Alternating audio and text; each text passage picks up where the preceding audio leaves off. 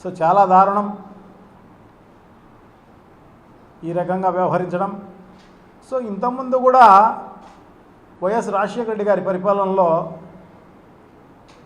కేంద్రం ప్రభుత్వము gas, diesel, petrol రేట్లు పెంచితే రాజశేఖర రెడ్డి గారు ప్రజలు భరించలేని పరిస్థితుల్లో ఉన్నారు ఆ కాలంలో. సో తప్పకుండా అది ప్రభుత్వమే బేర్ చేస్తే మంచిది అన్న ఉద్దేశంతో ప్రజలకు ఎవరికీ కూడా ఆ ఎఫెక్ట్ కానరానికోకుండా 50 రూపాయలు ప్రభుత్వమే భరించడం జరిగింది. అటువంటిది ఇప్పుడు ఈ ప్రభుత్వం ఏదైనా లెటర్లు రాసే కార్యక్రమం జరిగి చేతులు దులుపుకునే కార్యక్రమం జరుగుతుంది కానీ కేంద్ర ప్రభుత్వానికి కానీ ఇంకోదానికి కానీ ఇక్కడ ఏమీ ప్రజలకు ఉపయోగపడిన పరిస్థితి లేదు. ఏమి ఉపయోగపడిన పరిస్థితే కాదు, మా మేనిఫెస్టోలో చెప్పినట్టు కూడా ఏమీ అమలు చేసిన పరిస్థితి లేదు. మొత్తానికి 1,64,000 కోట్లు మాత్రం అప్పు చేయడం జరిగింది. ఈ ప్రభుత్వం అప్పు చేసి ఎవరికైనా మేలు చేస్తుందా అంటే ఏం లేదు, ఎవరికి మేలు చేసిన పరిస్థితి లేదు. అంతా దాచుకునే కార్యక్రమంలో భాగంగానే జరిగిపోతుంది తప్ప ప్రజలకు ఉపయోగపడిన పరిస్థితి లేదు. ఏంటేంటో కథలు చెప్పి మేనిఫెస్టోలో ప్రజలందరికీ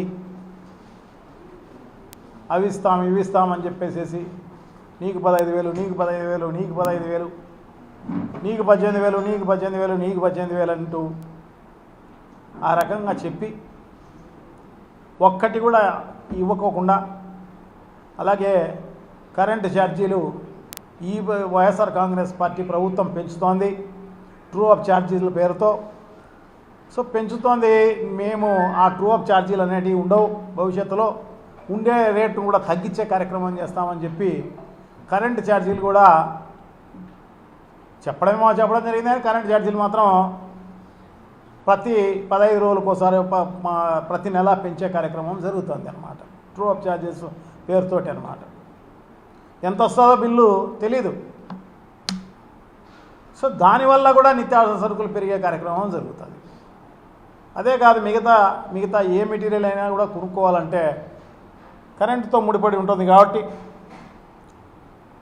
సో దానికి కొనే పరిస్థితుల్లో ఏ వస్తువు కొనే పరిస్థితి లేదు. చాలా దారుణం. చెప్పింది ఒకటి, చేసేది ఒకటి.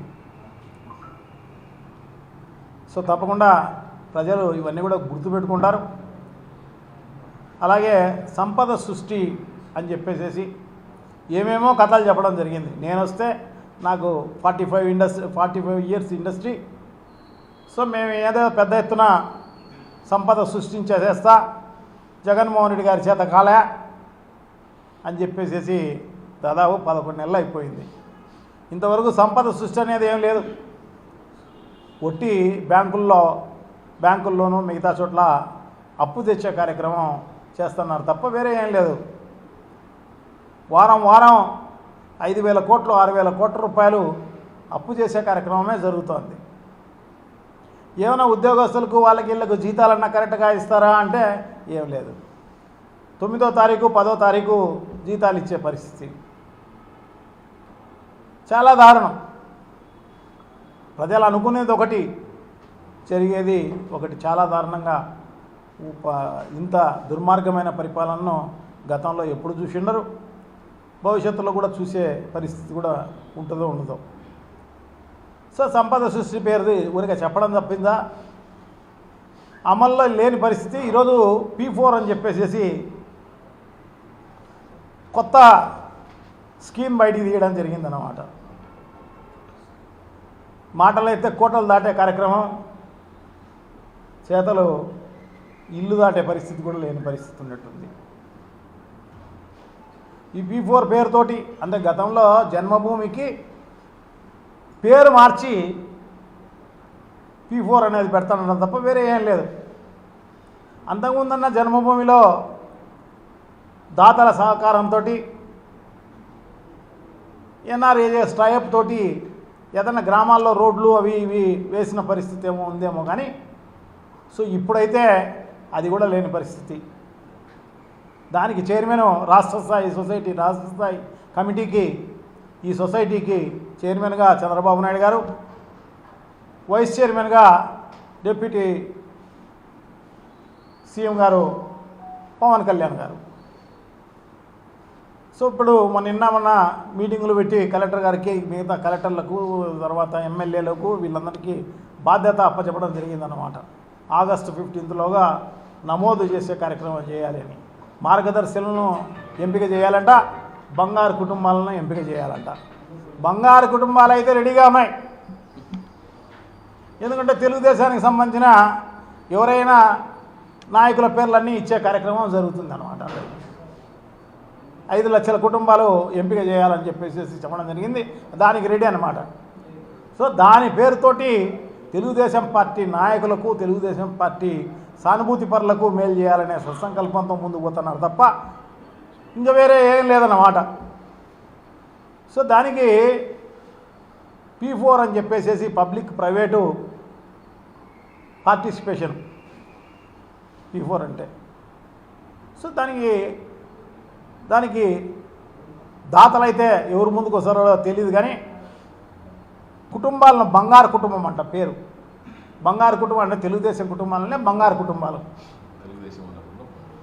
తెలుగుదేశం అనకుండా బంగారు కుటుంబం అంటున్నారు. అంతకు తప్ప నుంచి వేరే ఏం లేదన్నమాట. వాళ్లకు మేలు చేసే కార్యక్రమం అన్నమాట. అంతకు తప్ప నుంచి వేరే ఏం లేదు. ఇవన్నీ చూసి నాకు తెలిసి ఎవరు దాతలు అనేవాళ్ళు ఎవరు ముందుకు రారు అని చెప్పి నేనైతే భావిస్తా.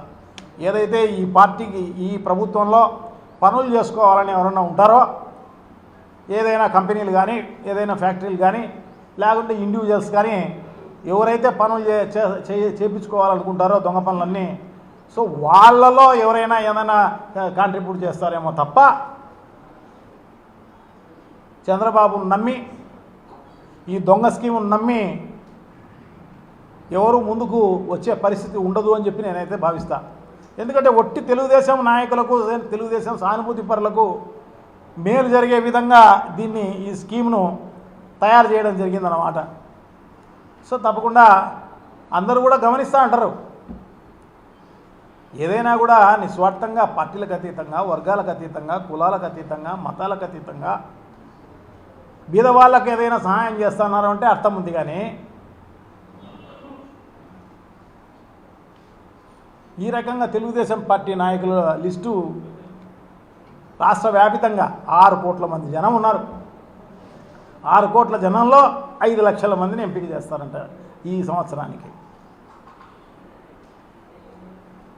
ఇది తెలుగుదేశం పార్టీ వాళ్లకు దోచిపెట్టే కార్యక్రమం జరుగుతుంది తప్ప ఇంకొక కార్యక్రమం లేదు అని చెప్పి తెలియజేసుకుంటున్నాను. ఏది ఏమైతేనే ఈ ప్రభుత్వం అంతా కూడా దాచుకోవడము ఈ చేస్తున్నారు తప్ప ప్రజలకు మేలు చేసే కార్యక్రమమే లేదు.